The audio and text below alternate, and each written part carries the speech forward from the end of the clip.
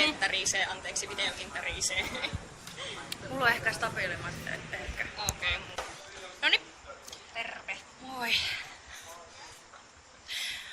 Meidän viimeinen esitys oli justiinsa äsken. Joo. Naama kiiltää ja hikoiluttaa. Loppujen lopuksi vedettiin siis 5 esitystä. Ja no, aikataulu vähän venähti, mutta se saatiin sitten esittää ja oli paljon yleisöä, oli Tosi paljon. oli mukavaa.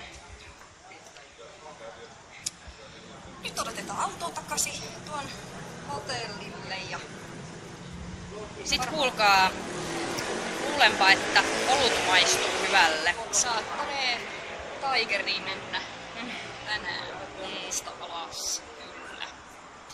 Joo.